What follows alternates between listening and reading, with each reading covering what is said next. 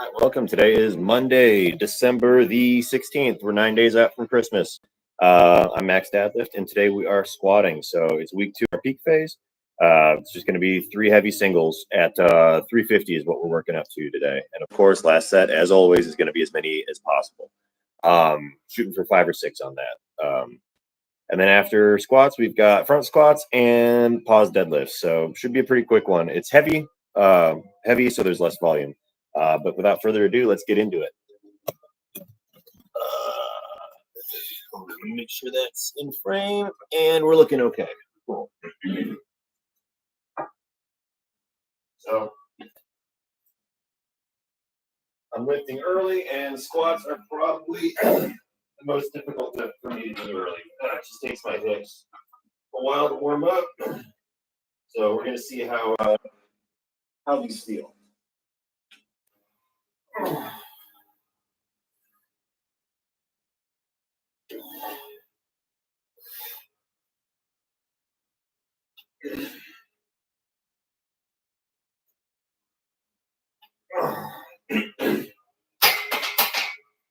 Yeah, it looks like I can hit depth.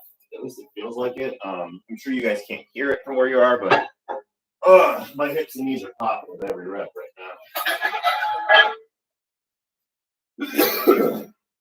Yeah.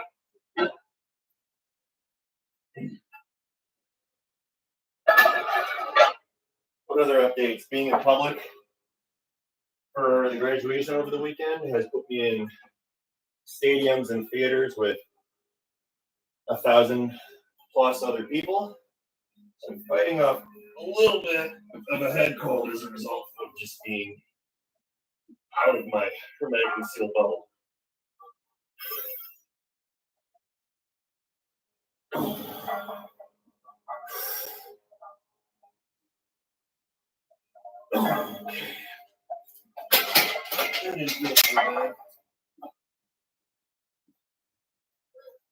Usually the movement starts to feel better around like set 3 or 4.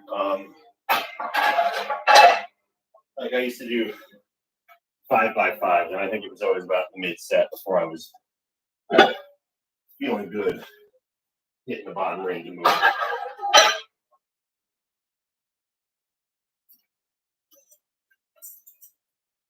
Bill.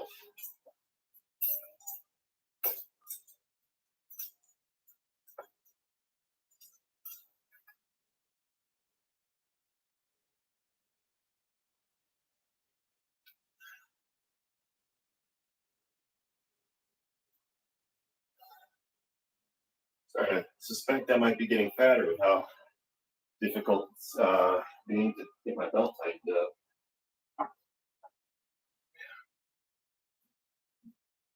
Yeah, or I'm distracted. But it is what it is. 315. We're just going to do this for a single. Okay.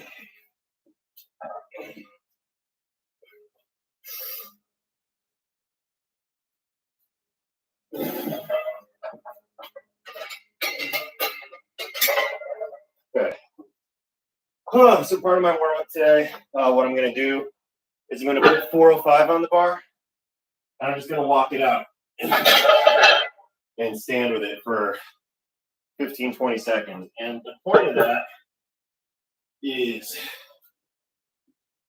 that it's going to make 350 feel lighter by comparison. So it's kind of like you put your hand in a glass of cold water, and you take it out and you put it in a glass of room temperature water, right? The room temperature water is going to feel hot because your hand was previously cold. So what we're trying to do is get my brain and body just used to having 400 pounds on my shoulders, so that when I drop it down to 350, it feels lighter.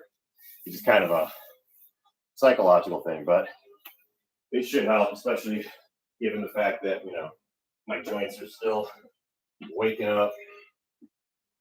Three,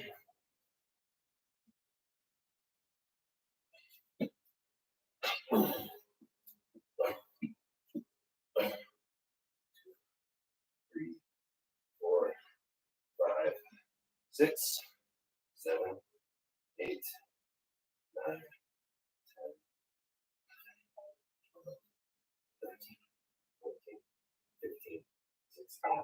17.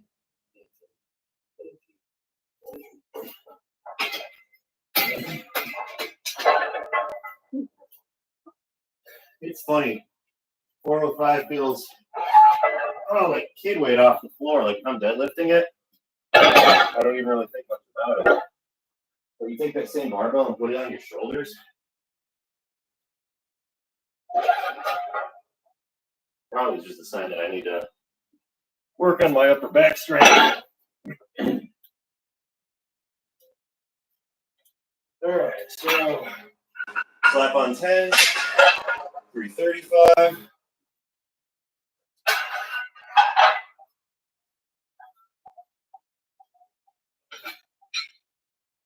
Five to 345 and a 2.5 for an even 350.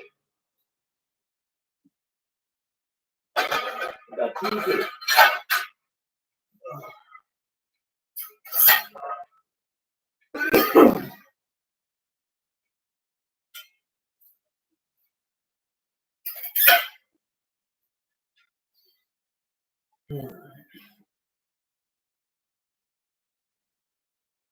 We're gonna squat this in just a second. Actually, I probably should just get into it. Probably the longer I wait between the 400 and this, the less the effect will be. So let's just get it done.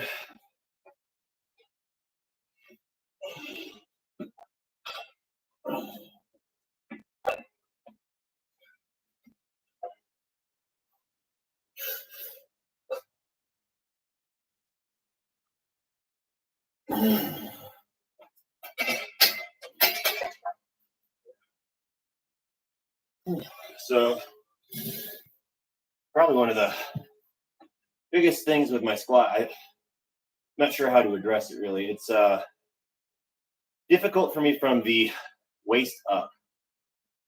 So probably an issue with my bracing or weakness somewhere in my upper back or core or something. But when I'm squatting heavy, it never really feels super heavy for my legs themselves. Things move well, you know. If I'm on a leg press, I can move that same amount of weight pretty easily for like sets of 20. It's the lower back and really just keeping that that upright position in the squat that causes me some trouble. So one, nobody cares how much you leg press. Don't mistake that for me thinking, you know, a heavy leg press is cool or something. It's just, you know, a shorter kinetic chain, which gives you, you know, once again, less opportunity for power force to escape. So I think a lot of that's why it's easier, and it's at a slant, so you're pushing it up at a 45-degree angle as opposed to straight up and down with gravity. So I'm sure that there's some mechanical advantage with that. Same reason, you know, why pushing something up a ramp is easier than lifting it straight up.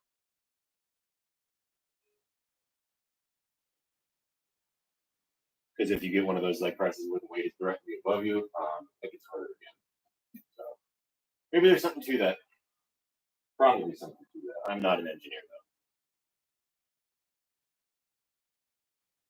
though. That rep felt good though. So we got one more, and then it's just going to be an AMRAP. Hoping for 5 or 6. If I hit 5, it's going to put my working weight up to 365 next week, which is what I started with my max on this program. So I'd like to see it get higher. That said, regardless of what it tells me to lift next week, I am going to just keep ramping up the weight until I can't lift it anymore. I want to get a true max next week so that when I plug these numbers into the calculator again, it's an accurate representation instead of, you know, training maxes. Because your training max is going to be like 85 or 90% of what your true 1 rep max is, and then, you know, the program is going to go in backwards, calculate training reps based off of what's already a softer weight. So on one hand, it's good because you're not going to miss reps, right? But on the other hand, you might not be pushing yourself as much as you need to drive an adaptation. Which, when I started this, I was just getting back into lifting heavy, so I was okay with those softer maxes. I don't know. My wife's about to start working full time, and I'm about to be the one who's shuttling kids back and forth from school. So my schedule is probably going to change in January. So it might be hard to get a 4 day a week in there. I'm thinking that I might just run novice linear progression, just an AB rotation and starting strength program until I get a handle on my schedule. I don't think it'll take more than 2 weeks, but I don't want to be missing workouts during that time. So it might be a good time for me to just go over novice linear progression in its most basic form. Teach you guys how to do it. So yeah, that could be something worth doing. Anyway, we've been sitting here jabbing for 3 minutes. We're gonna go get ahead and get this next single out.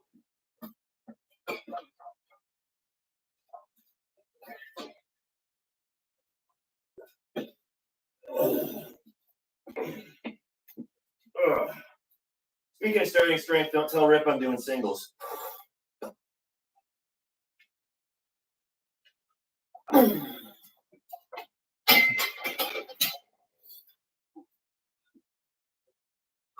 They're a fan of 5. Single repetitions do not provide enough of a systemic fatigue to drive an adaptation. You stick with sets of 5 because it gives you the volume necessary to drive an adaptation while keeping the weights heavy enough to challenge you. 5 is ideal because it gives you enough volume while maintaining proper form throughout. You'll notice they're under heavy load. Reps after 5 start to break down in form, so 5 is ideal for maximizing the amount of weight moved through the range of motion and ensuring proper form throughout. 5.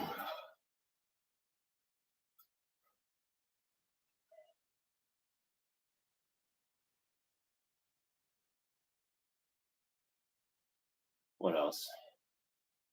How much you're eating? How much is your body weight gone up? How tall are you? 6'1"? Boy, you should be 265 pounds before you have exhausted your new gains. We're not in the business of health. We're in the business of making people strong. Oh, what other off-brand impressions can I do? Yeah, that's probably good. I'm just entertaining myself. Also, shout out to Starting Strength St. Louis for sending me this shirt. That was damn generous of you. And love the color. Super soft shirt.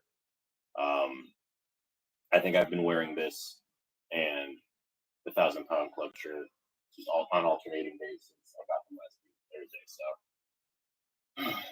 my family is already sick of seeing them. It's like just worn them all day.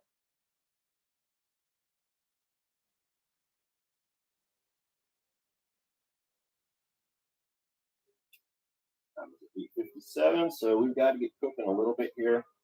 I have timesheets to review and approve. I have to update project forecasts. And I have a new proof of execution form that I have to figure out how to submit. So all fun stuff I have to do doing my job. Then I got a hot date with my wife for lunch, so excited to hang out with her. When she starts working, we're gonna get less lunch. That's sad. But who knows? Maybe I can harness that sorrow and do the arts. Trying to mortify it. She graduated on Friday. I'm super proud of her. She's a nurse.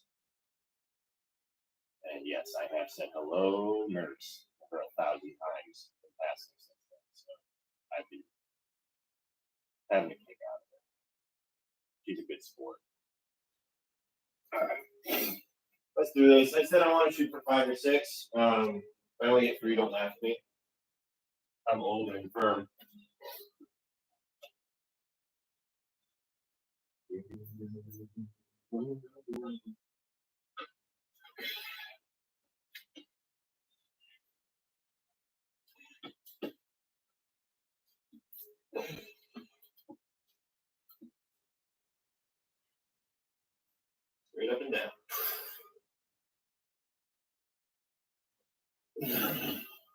Woo. That might have been cocky. All right, come on. Crack, crack, pop.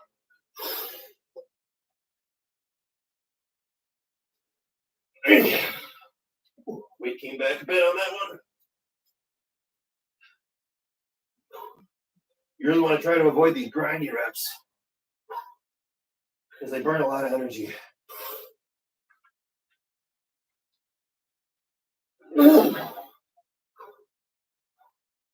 Get out of position. You got to grind. It wastes time, wastes energy, costs reps. Come on. Woo. What is that, 5? God, I hope that's 5. One more. Don't be a bitch.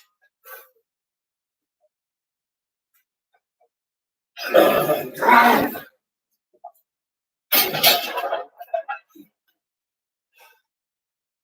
Woo! Whoa.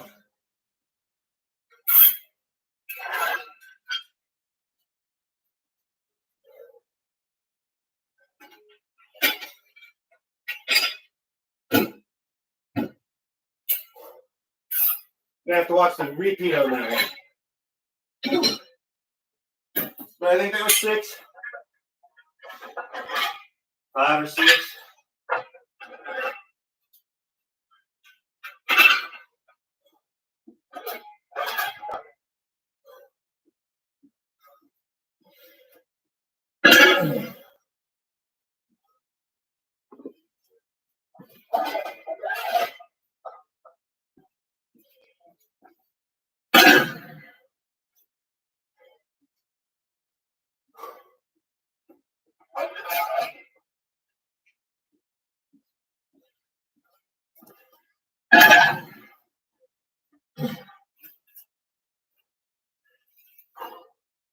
You ready? Because I'm making dad noises. All right, so we did 185 last week.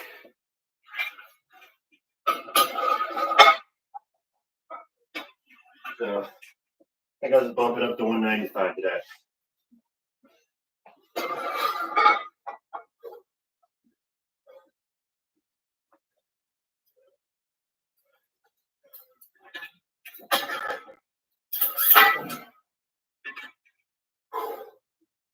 Couple schools of thought on the front squat.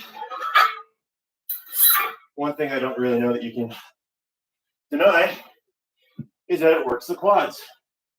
The more upright back angle puts more emphasis on your quadriceps than on your hip musculature, which generally means less weight can be moved using it. I remember folks in the day, Elliot Hulse. He was a strong guy, big YouTube fitness personality back in like 2010, back when it was just starting. So I think anyone who was lifting back then knows Elliot. But I think front squats were one of his like 4 exercises that you can't live without. Like if you got a program and you only do 4 movements, I think he did like a chin up, front squat, deadlift, and overhead press, something like that. So a lot of people like the front squat as a way to strengthen your core and bracing ability, your upper back, and your quads. Yes, like starting strength in the books, I think Rick just said like he doesn't hate the front squat, but it's inefficient. The fact that you can use less weight and use less musculature to move it through the bar range of motion means it's inferior to the squat. So once again, there's different goals there. Starting strength and Rick, they're just trying to get you as functionally strong as humanly possible, as quickly as possible. Folks who are trying to get you to do more front squats are probably people with bad backs, bodybuilders, or they have different goals. They're wanting more of that functional fitness, Bosu ball kind of thing. Another problem that they've said, with the front squat is because you have more upright back angle. It gives you, you're not greasing the groove on your back squat. So it's a different movement pattern, and it helps you. What's the word I'm looking for? It hampers your ability to just get that perfect squat form and execute it the same way every time, because since the bar is in front of you, it's a different movement pattern. So anything that's not integrating that correct movement pattern for the back squat is seen as, a bit of wasted time and effort. You could just be squatting more. Oh, that said, as you can see during my squats, my body pitches forward, coming out of the hole. Did it do this right? It pitches forward coming out of the hole, and then I kind of good morning the squat up before finishing out with my leg drive. That is indicative of relatively weak quadriceps. So basically what happens is we get stuck in the hole, the quadriceps kind of stop contracting until the hips and back move the bar into a more mechanically advantageous position. And once they're in that easier position, they kind of kick in again. But it's just your hips and back grinding through the bottom of that rack, which allows the bar to get out of position over the center of midfoot. And if you can just maintain the same back position throughout, that's like more ideal.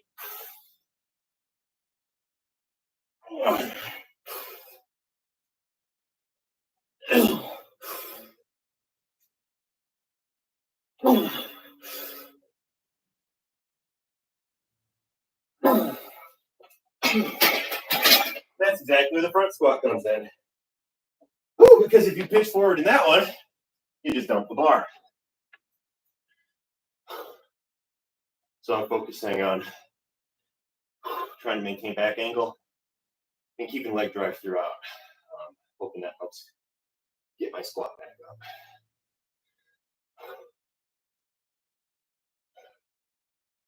Whew. I've been talking a lot. So front squat, we've got 195 on the bar right now. And we're just doing 3 sets of 4. So that was set number 1.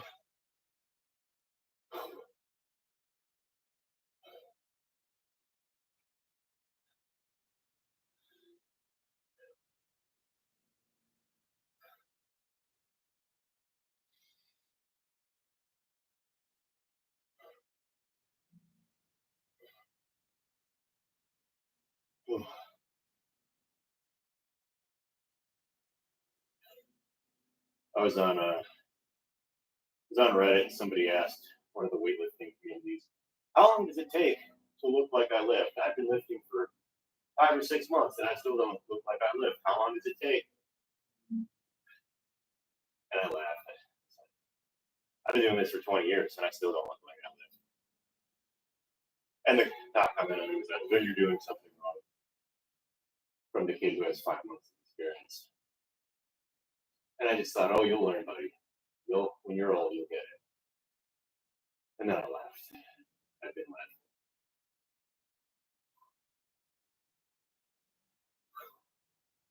All right.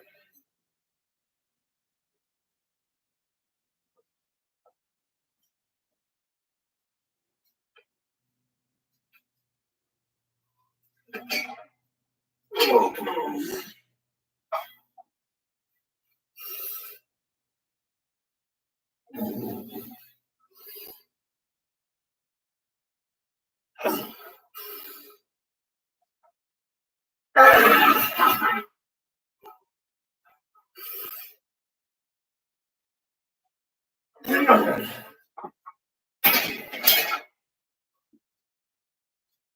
I can't tell if I'm getting better at those or if I'm just cheating.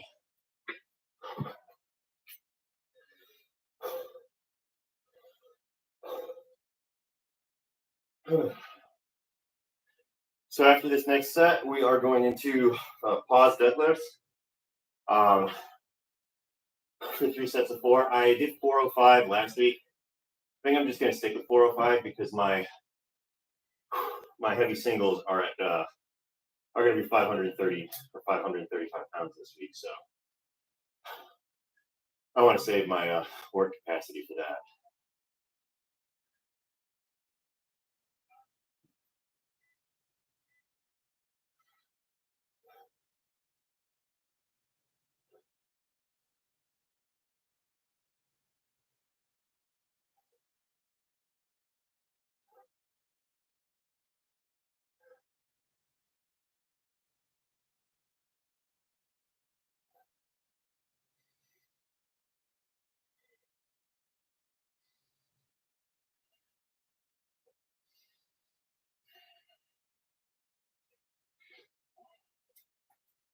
Alright, that's probably good enough.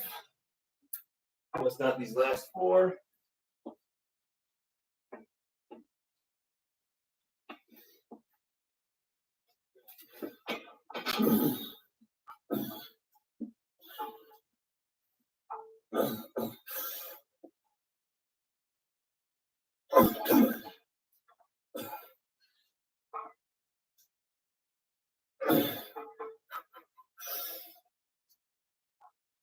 Hey, come on.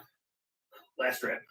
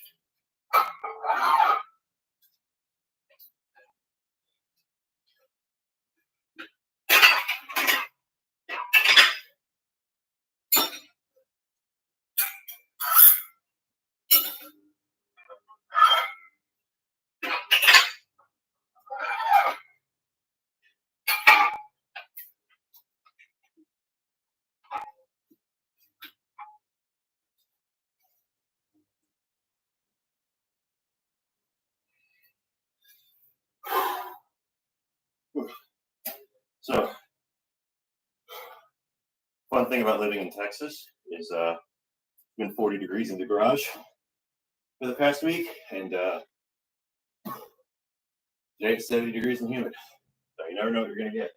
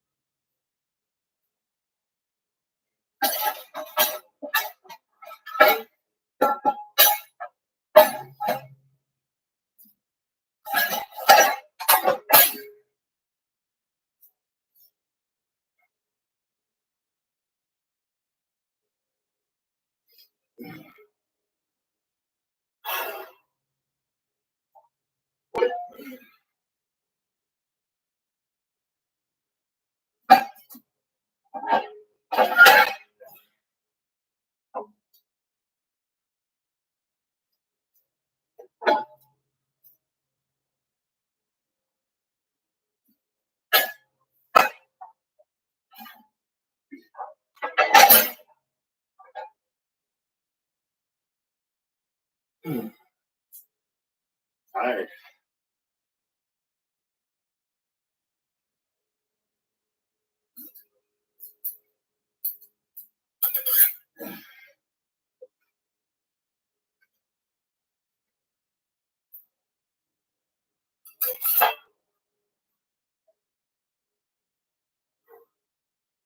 There's a little bit of chalk. A little bit of chalk there.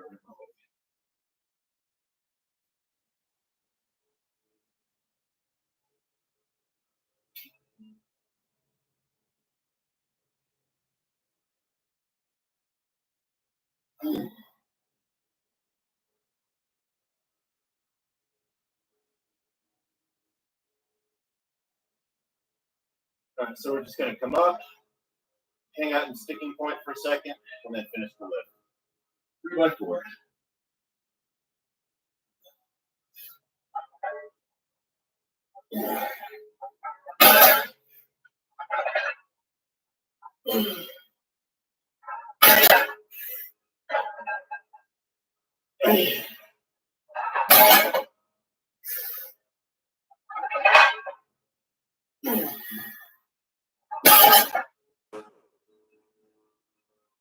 one.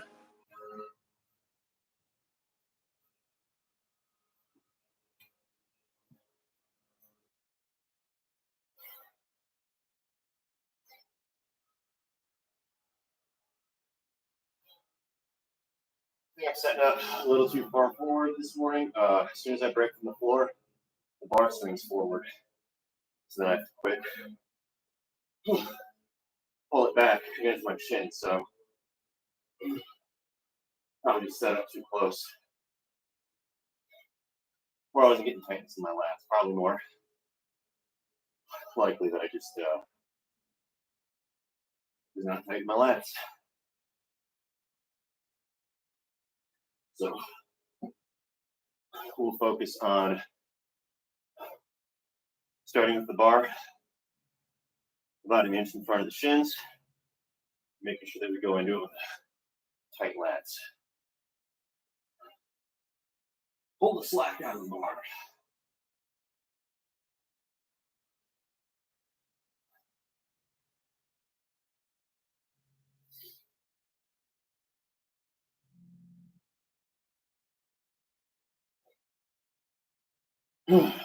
So tomorrow is bench day. We're doing heavy singles as we will be this week and next week. 3 sets of 1. I believe the weight on the bench press tomorrow is 300 pounds or 305. If you were here last Thursday, that's the same weight that I got myself stapled under on board presses. So tune in next time for my rematch against Gravity.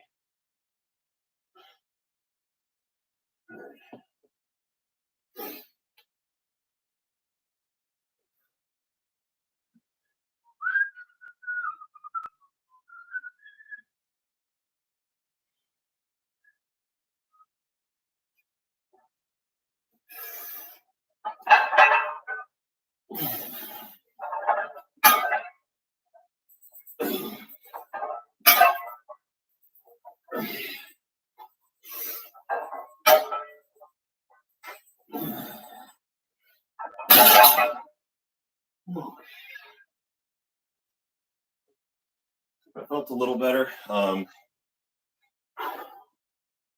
and go that a little bit just because I didn't want to come out of position.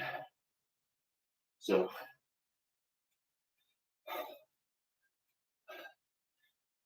those touch and go reps allow me to sit back in my full position a little more and load up more of my glutes and lats than I could if I were to just break from the floor every time. So people are saying it's not good for, breaking away from the floor, that, initial 1 rep strength. Just fine. It lets you work the eccentric portion of the deadlift a little better and increases that time under tension. So probably better for general growth.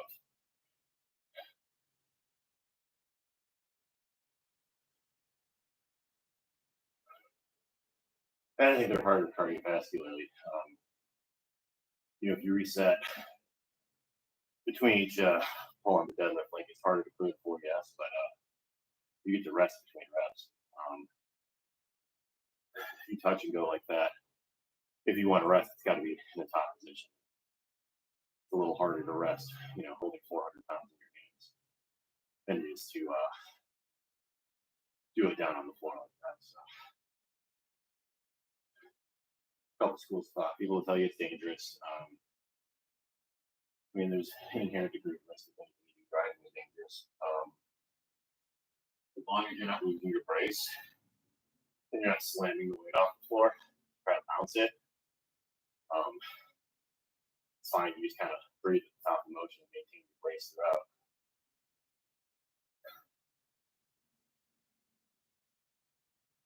Probably helps with the discipline, just keeping moving throughout. Now that I think about it. What was that? That was 2 sets, right? So this is going. Yeah, it's going to be the last one. So we'll breathe. We'll rant about another 30 seconds here. And we'll finish this workout. Like I said, I have timesheets that I have to go review.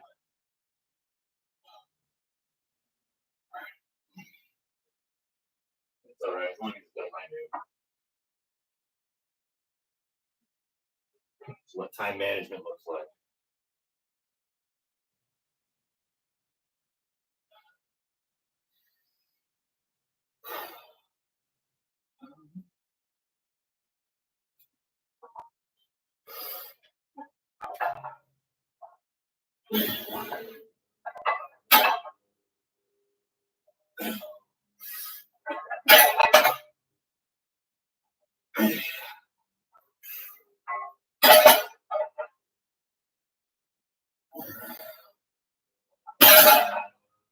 And that's all she wrote.